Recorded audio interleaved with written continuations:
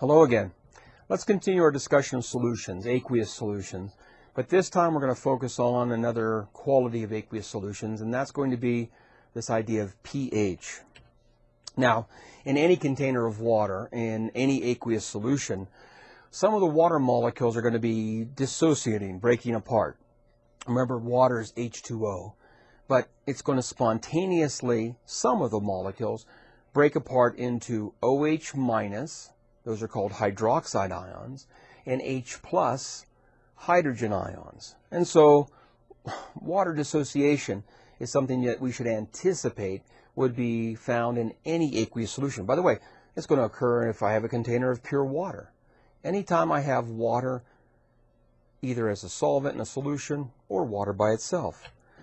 Here's what we're talking about. That water molecule breaking apart into hydrogen ions and hydroxide ions. And for those of you that have had some chemistry, you probably know that those hydrogen ions are really in the form of hydronium ions. But we're not going to concern ourselves with that level of detail. So whenever we talk about water dissociation, we're just going to focus on these two ions. We won't worry that much about our discussion of hydronium ions. I know I keep mentioning a lot of things that you'll see in more detail in chemistry. This will be one of those things that they're going to want to emphasize this idea of the hydronium ion. So we're going to be a little bit sloppy, and we're going to talk about water dissociation as having as its products hydrogen ions positively charged. Remember, that positively charged ion would be called a cation, and the negatively charged anion, the hydroxide ion. All right, so let's consider water dissociation in terms of the amounts of those two ions, because it can be important to us. We're going to find a number of cases this semester where we're going to want to know the relative abundance of H pluses, hydrogen ions, and hydroxide ions in a solution.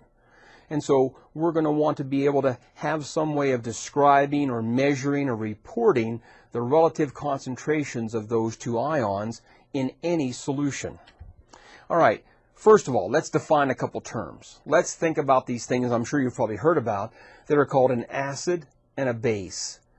Now, anytime I have a substance that I add to a solution, and the result is that I get an increase in the number of hydrogen ions in the solution, then I refer to that thing as being an acid.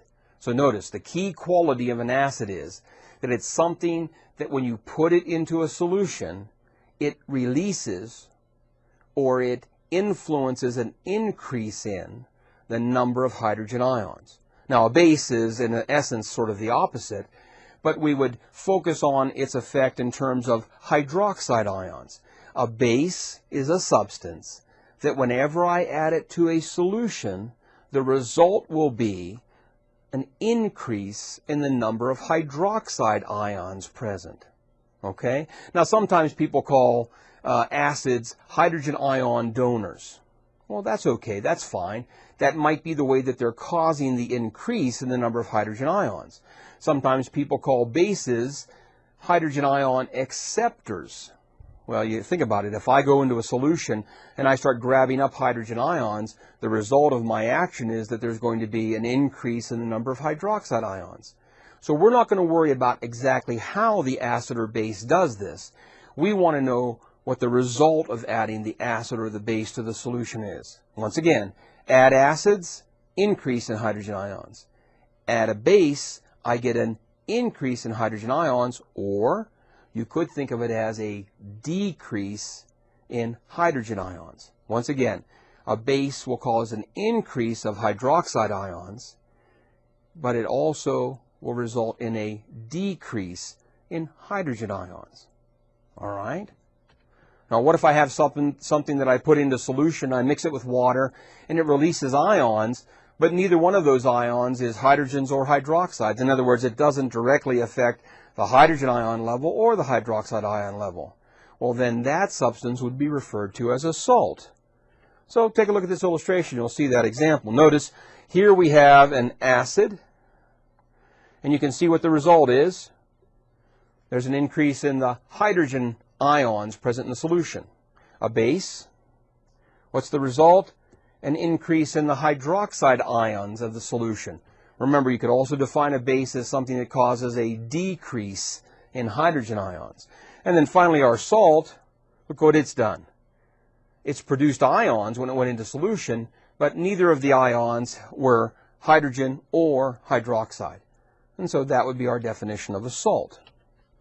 Now, if we're talking about a solution, so if we had, for example, an absolutely pure sample of water, what would we find in there? Well, we would find that the number of hydrogen ions would be exactly equal to the number of hydroxide ions. Well, let me back up a little bit and show you why that would be the case. Look here.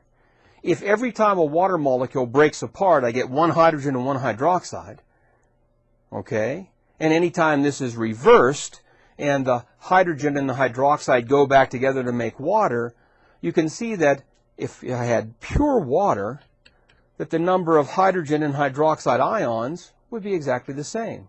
And in any situation, any solution where the hydrogens and hydroxide ions are equal, we call that solution neutral. All right? Neutral solutions have equal amounts of hydrogen and hydroxide ions. If I have a solution that has an inequality, if there's more hydrogen ions than hydroxide ions, then I'm going to refer to that solution as being acidic. Please don't confuse acidic with acid. Okay, I know that they're similar in terms of the terms, and they are somewhat related to each other, but notice that here now we're defining a quality of a solution. An acidic solution is a solution that has a greater number of hydrogen ions than hydroxide ions. Okay, compare that with the definition of an acid and you'll see that there is a difference. Acidic solution, higher hydrogen than hydroxide.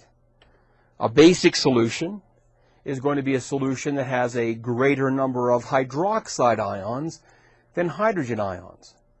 All right, so notice we've defined three basic states that a solution can be in. Neutral, equal amount of the two. Acidic, more hydrogen ions. Basic, more hydroxide ions. And it would be nice to be able to quantify how many of those there are. And some French chemists in the 19th century came up with a mechanism to try to describe the concentration or the quantity of hydrogen ions and hydroxide ions that are present in a particular solution. Now that system that they use is called the pH scale. It's a number that we use to describe the concentration of hydrogen ions in a solution. Now remember what we said about the neutral solution. That's the midpoint of our pH scale. It's pH 7. The pH scale, by the way, is going to go down to 0 and up to 14.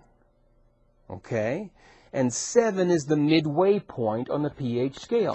Make sure you take a look at the illustration in your book of the pH scale to get a sense of the range of pH.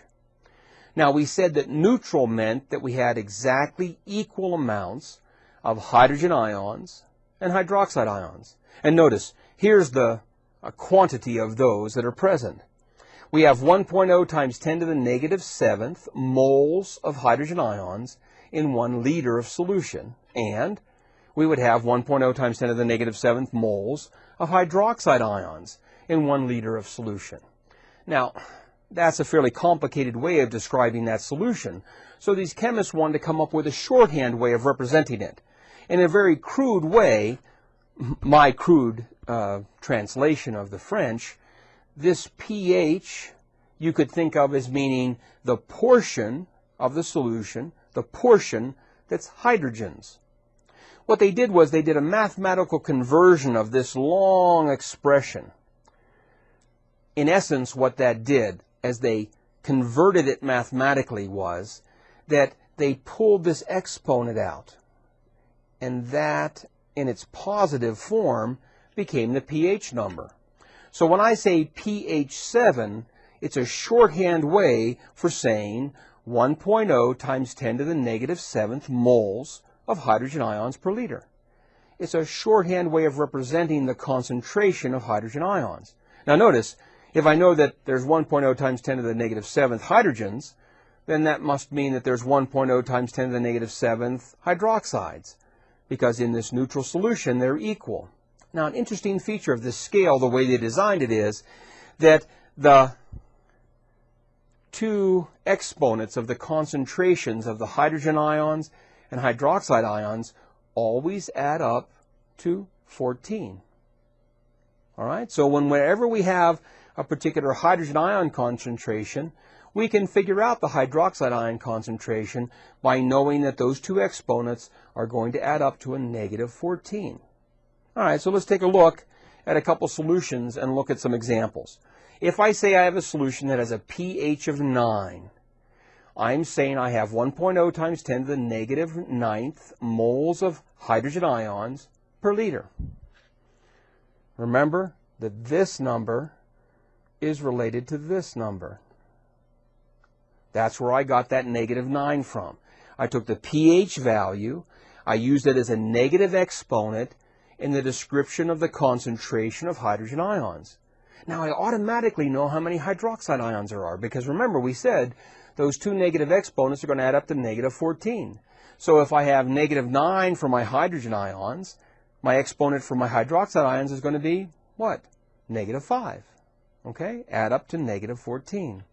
So that's relationship is here. By the way, of those two, what is there more of? Hydroxide ions or hydrogen ions? Well, to figure that out, you're going to have to make sure you remind yourself of what negative exponents are saying. Of those two numbers, the number of hydrogen ions is much smaller than the number of hydroxide ions. So here we have a solution that has more hydroxide ions than hydrogen ions. Remember, we defined that earlier as a basic solution. Right? We said a basic solution was a solution that had more hydroxide than hydrogen ions. Now, the other way you can remember that is that any values that are above 7 on the pH scale, from 7 up to 14, above 7 up to 14, are going to be basic solutions. They're going to be solutions that have more hydroxide ions than hydrogen ions. Let's take a look at our other example. By the way, here we have a pH that's below 7. So as you might expect, this would be a solution that we would call an acidic solution. Right? If above 7 is basic, then below 7 is going to be acidic. And we define an acidic solution as a solution that has more hydrogen ions than hydroxide ions. Well, what's my concentration of hydrogen ions? 1.02 times 10 to the negative third. Everybody make sure they see where I got that exponent from. The pH value is the negative exponent for the concentration expression of the hydrogen ions. How many hydroxide ions do I have now? 1.0 times 10 to the negative 11th moles of hydroxide ions. Which of those is a larger value? The hydrogen ions is a larger value. So here I have a solution with more hydrogen ions than hydroxide ions, an acidic solution. Remember, I got these two numbers. They need to add up to negative 14, right? Okay, so that's the basics of the pH scale. Remember, it's a description of the abundance of hydrogen ions in a solution. Once I figure out the concentration of the hydrogen ions, I can then determine the concentration of hydroxide ions. By the way, as you go up this scale, every jump in the scale is a power of 10. So going from pH 3 to pH 9, for example, is 6 jumps in the scale. That's 10 to the 6th power, which is a 1 followed by 6 zeros, isn't it? So that means that if we compared the number of hydrogen ions here and here, we would say that the pH 3 has more hydrogen ions. How many more? 10 to the 6th times more. 6 steps in the scale. 10 to the 6th times more. pH 3, 10 to the 6th times more hydrogen ions than the pH 9. look at a couple other pHs and see if you can express this relationship. Which one has more hydrogen, which one has more hydroxide, and how many more they have. It's a logarithmic scale. Each jump in the scale is a power of 10. All right, so let's consider what we were looking at. Once again, aqueous solutions. But now we were interested in how many hydrogen and hydroxide ions were floating around in that solution, the pH quantity of that solution. We defined acids and bases. We said those were things that you add to solutions and they change the number of hydrogen or hydroxide ions. We also talked about acidic and basic. Those were words we used to describe whether a solution had more hydrogen ions or more hydroxide ions. And I'd like you to take a look in your book and find a discussion of buffers and read about those. But very simply, let me say this. Buffers are molecules that resist pH change in a solution. They don't stop it, but they work to keep the pH of a solution relatively stable. And in a future video, I'll talk more about the idea of buffers. All right, thanks very much. I look forward to talking to you next time.